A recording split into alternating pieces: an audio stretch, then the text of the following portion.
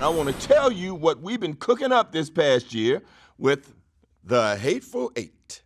The Hateful Eight will have a 70mm Roadshow release. What is a Roadshow, you ask? Well, back in the day, a night at the movies was a big event.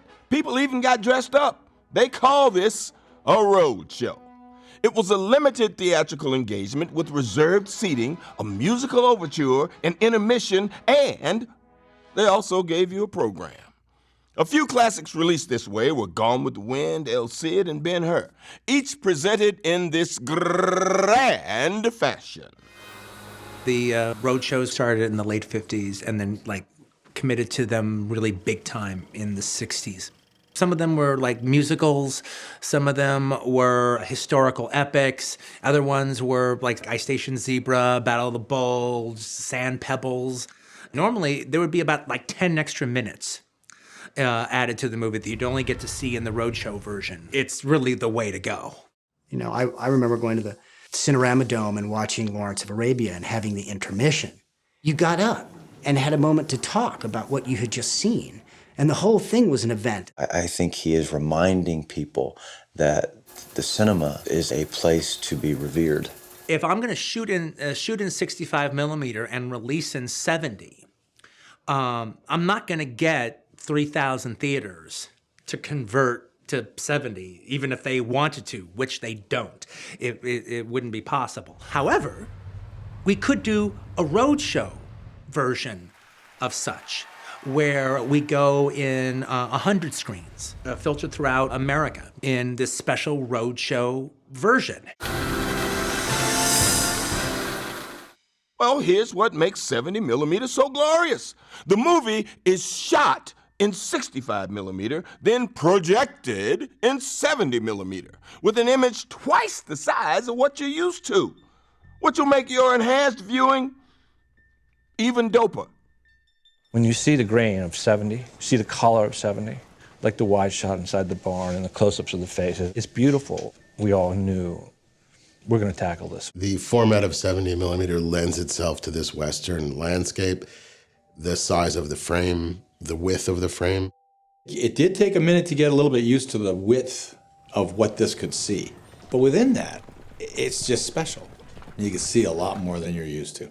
It's also very powerful to see something that big and how much detail you get. You just wouldn't think you'd be able to be in something like that again. By shooting it in 65mm, I'm guaranteeing to some degree or another, there will be 70mm film prints out there in the world screening for people who care.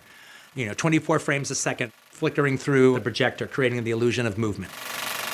Quentin and his esteemed director of photography, Bob Richardson, were determined to have The Hateful Eight be the 11th feature shot in Ultra Panavision.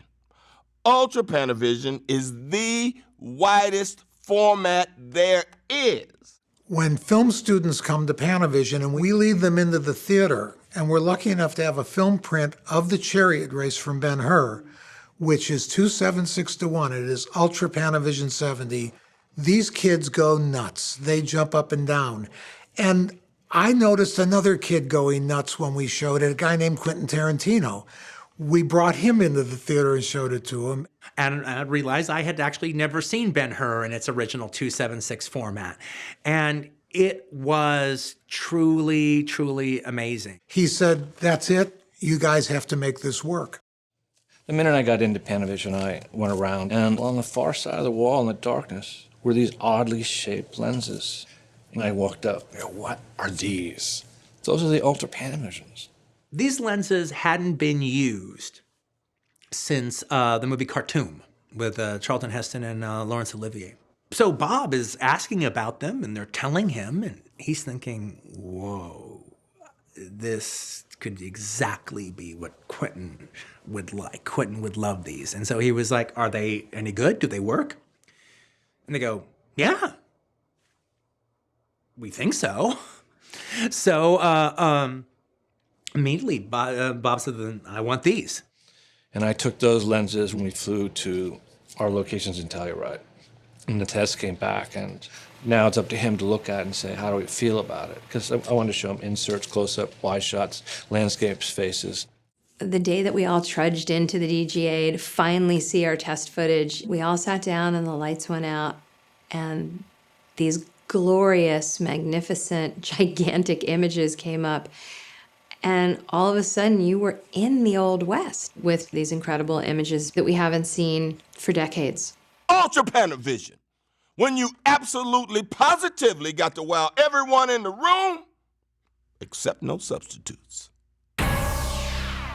The team had its work cut out for them, re-engineering lenses and retrofitting cameras to shoot the snowy Western. It's quite a feat. Oddly enough, since we don't throw anything away, we came up with actually a total of 5 sets of lenses, and we decided, let's go for it. We had to retrofit these cameras and rebuild them as if they were brand new cameras. So we would have the confidence that the first day they flipped the switch on these things, they were going to run until the very last day.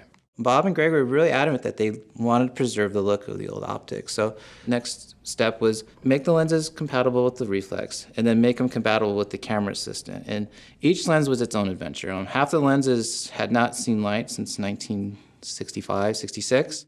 The fact that you could refurbish them and then send them out for 5 months. Yeah. Into the mountains, into the cold stage, the freezing temperatures, and they held up. They're completely usable right now. They don't even need any work on them. The level of commitment from Panavision is a testament to their belief in Bob Richardson, in Quentin, and in film. Panavision was 100% on board for what we were trying to do. And it was really lovely because they actually didn't just look at it as another movie. They looked at it as a legacy movie. Like, if we can pull this off and we make a good movie and we offer up a really dazzling visual experience for the audience, then it's going to be something that people are going to remember Panavision for. They're going to remember these lenses. They're going to remember this format. I think for the actors, it's like, oh, we're in a movie. We're not in a hard drive. We're in a movie. Get ready to enjoy the Hateful Eight in glorious 70mm.